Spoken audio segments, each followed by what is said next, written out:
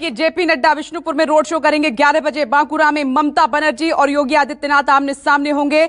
ममता बनर्जी की 12:30 बजे रैलियों की शुरुआत हो रही है। योगी आदित्यनाथ की 11 बजे पुरुलिया से शुरुआत हो रही है और 1 बजे आमने सामने होंगे। और वहीं आपको बता दें कि राजनाथ सिंह भी मोर्चा लगातार संभाले हुए हैं। अब चर्चा की शुरुआत कर लेते हैं। मनोज, जो आपने सवाल उठाया कि एक तरफ दीदी हैं तो दूसरी तरफ बीजेपी ने पूरी ब्रिगेड मैदान में उतार दी है, टॉप लीडरशिप है पूरी। यहीं से चर्चा की शुरुआत करते हैं और चर्चा की शुरुआत मैं करूंगी ओम प्रकाश सिंह जी आपसे। देखिए, एक तरफ अकेले मोर्चा संभाले हुए हैं दीदी, जख्मी भी हैं व्हील चेयर पर, और दूसरी तरफ बीजेपी के स्टार प्रचारक, बीजेपी के बड़े नेता, खुद प्रधानमंत्री नरेंद्र मोदी। बहुत मेहनत करनी पड़ रही है इस बार बीजेपी को। ओम प्रकाश, देखिए, कोई भी चुनाव भारतीय जनता पार्टी के लिए, दुनिया के सबसे बड़े राजनीतिक दल के लिए, हमारे लिए कोई भी चुनाव नाना नानी के घर जाने का, छुट्टियां मनाने का नहीं होता, जनता के बीच पहुंचने का माध्यम होता है। चाहे मोदी जी हो, नड्डा जी हो, अमित शाह जी हो या दिलीप घोष हो, बूथ से लेकर राष्ट्रीय अध्यक्ष राजनीतिक दल के हम करता तो चुनाव में हम जनता के बीच जाएंगे। दूसरी तरफ ममता बनर्जी की पार्टी एक प्राइवेट लिमिटेड कंपनी है, फुआ भतीजा की पार्टी। लोग हैं कहाँ? हमारा इतना बड़ा विशाल दल है, तो जो भी लड़ाई हो, कश्मीर में भी हम गए थे, हमारे सभी नेता गए थे, छत्तीसगढ़ भी जाते हैं, बिहार भी गए, इसमें कुछ नया नहीं है। और ऐसा नहीं है कि हम बहुत बड़ा इसको लेकर टेंशन में है। ये हमारा एक सिस्टम। भारतीय जनता पार्टी यूं ही नहीं यहाँ तक पहुंची। हमारे परिश्रम, मैंने पहले ही कहा, नितेश जी बूथ अध्यक्ष से लेकर राष्ट्रीय अध्यक्ष तक बड़ी लगन से, तन मन धन के साथ हम जनता की सेवा में हैं। और एक राजनीतिक कार्यकर्ता के नाते चुनाव जो होता है वो परीक्षा की घड़ी है। तो हम लेकिन ओम प्रकाश जी, आप देखिए, एक तरफ ममता बनर्जी हैं, व्हील चेयर पर हैं, चोट लगी हुई है, दूसरी तरफ जेपी नड्डा, प्रधानमंत्री, गृह मंत्री अमित शाह, योगी आदित्यनाथ, तमाम बड़े नेता, स्टार प्रचारक। क्या है, कहीं डर है क्या? दीदी को हराना इतना आसान नहीं है बंगाल में। नहीं, ऐसा नहीं है, डर नहीं है। डर तो उन्हें है। मैं एक छोटा उदाहरण देता हूँ। एक तरफ तृणमूल में सरला मुर्मू टिकट पाती है और टिकट छोड़ के फेंक के भाजपा ज्वाइन कर, एक नंबर बात। दूसरी तरफ भाजपा में टिकट के लिए मारामारी। ये गौरव की बात है, संकेत है कि बंगाल में हमारी सरकार बन रही है। रही बात इतने बड़े बड़े नेताओं की, मैं एक बात याद दिलाना चाहूंगा कि पश्चिम बंगाल हमारे अधिष्ठाता डॉक्टर श्यामा प्रसाद मुखर्जी की भूमि है, और हम यहाँ लड़ाई सरकार बनाने के लिए नहीं लड़ रहे हैं, संस्कार बनाने के लिए लड़ रहे हैं। चलिए ठीक है, इसी पर जवाब ले लेती हूँ। संजय सरकार, संस्कार बनाने के लिए लड़ाई लड़ी जा रही है, सरकार बनाने के लिए नहीं। देखिए, एक चीज आपको बताना चाहते हैं, भारतीय जनता पार्टी हमेशा 200 सीट के नारा लगाता है। क्यों?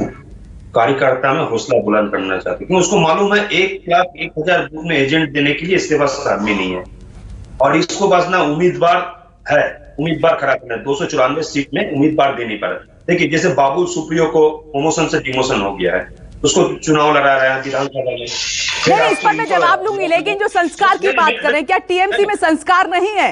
बीजेपी सिखाएगी अब संस्कार पश्चिम बंगाल को। संस्कार भारतीय जनता पार्टी से सीखा नहीं है। भारतीय जनता पार्टी से कैसे संस्कार सीखेंगे? जैसे रूपा गांगुली बच्चे चोरी करके बेच देते हैं, फिर आपको बताता है, फिर कोकेन में पामेला गोस्वामी राकेश सिंह को पकड़ जाता है। बंगाल को अगर सोनार बंगला बनाएंगे ना, उड़ता बंगाल बनेगा। उड़ता बंगाल का मतलब ये पंजाब में जो घर घर में हेरोइन और ड्रग्स का काम होता है, तो उड़ते पंजाब बोला जाता है। फिर हम ही पूछते हैं, भारतीय जनता पार्टी बंगाल का संस्कार कैसे बना सकते हैं? देखिए, यूपी में 25,000 होमगार्ड को उसको एक्सपेल कर दिया गया है। त्रिपुरा में 8,820 स्कूल है जिसको प्राइवेट कर दिया, 10,000 टीचर को किक कर दिया गया, उसको भी एक्सपेल कर दिया गया है। और बंगाल में कैसे सोनार बंगला बनाएंगे बताइए? सोनार बंगला बनाने के लिए कुछ तो होना चाहिए। जनता पार्टी को बंगाल में अगर ये आ जाए, भूमि लुटेरा जमीन लूटने के लिए आ रहा है बंगाल में, हेरोइन का बिजनेस करने के लिए आ रहे हैं। ओम प्रकाश जी गंभीर आरोप लगा रहे हैं संजय सरकार। ओम प्रकाश जी कह रहे हैं कि टीएमसी को संस्कार बीजेपी से सीखने की जरूरत नहीं है। कोकेन बेचने वाला है, हेरोइन बेचने वाला है, गांजा बेचने वाला है, अफीम बेचने वाला है। इन्होंने कहा डिमोशन, तो इनसे पूछिए कलकत्ता नगर निगम के मेयर इन्होंने फिरहाद हाकिम मंत्री को क्यों बनाया था, तो उनके भी डिमोशन है। सवाल नंबर 1 का जवाब। दूसरा, कह रहे हैं बड़ी बड़ी बात, रूपा गांगुली जो मामले न्यायालय के अधीन है, आरोप लगाना बहुत बड़ी बात नहीं होती है। हमारे 137 कार्यकर्ताओं की हत्या हुई महाराज, मेरे ऊपर भी 22 FIR है। मैं हावड़ा जिला युवा मोर्चा के कार्यकर्ता कमेटी का सदस्य, मैं कार्यकर्ता हूँ।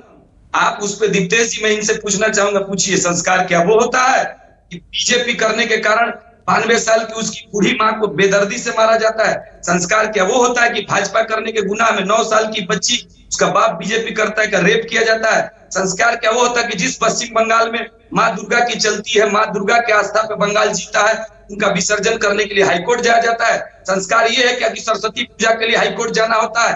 संस्कार ये है क्या कि रामनवमी जुलूस बाहर करने के लिए, निकालने के लिए दिलीप घोष पे FIR होते हैं? क्या ये संस्कार है कि भारत माता पूजा तिरंगा यात्रा के लिए हमें जेल में जाना पड़ता है? क्या ये बंगाल का संस्कार है? नेताजी ये सुभाष फहरिस्त चंद्र दोनों पार्टियों की बहुत लंबी है, फहरिस्त दोनों पार्टियों की बहुत लंबी है, क्योंकि इस पर अगर हम चर्चा करने लगे तो वक्त की कमी पड़ जाएगी। लेकिन संजय सरकार, जो मैंने शुरुआत में सवाल उठाया था कि दीदी अकेले कैसे मुकाबला करेंगी बीजेपी के इन बड़े नेताओं का, आप देखिए योगी आदित्यनाथ, JP नड्डा, गृह मंत्री, खुद प्रधानमंत्री, कैसे मुकाबला करेंगी वो? देखिए, एक शेरनी के खिलाफ 1000 चूहे मैदान में उतार, 1000 चूहे। तरीका से बात करिए, जबान संभाल के बात करिए। नहीं, अगर इधर से जवाब निकलेगा तो शब्दों पर संयम रखिए। इधर से जवाब जाएगा ना, चाणक्य ने बोला, बर्दाश्त नहीं कर पाइएगा।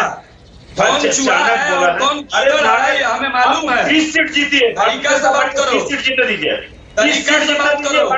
चोर चोटों के दल वाले हो तुम लोग, चोर चोटा के दल हो।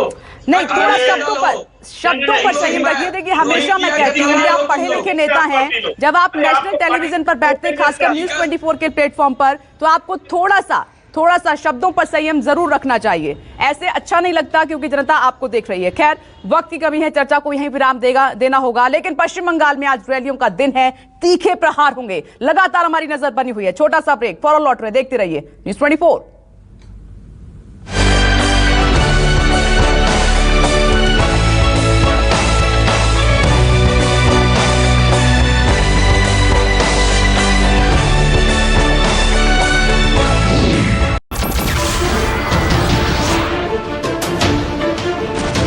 नमस्कार, मैं हूं मानक गुप्ता। अगर आपको हमारा ये वीडियो पसंद आया हो तो इसे लाइक और शेयर जरूर करें, और हां, हमें सब्सक्राइब और फॉलो करना ना भूलें, ताकि आप देश और दुनिया की कोई खबर मिस ना करें। तो जुड़े रहिए हमारे साथ और देखते रहिए न्यूज़ 24।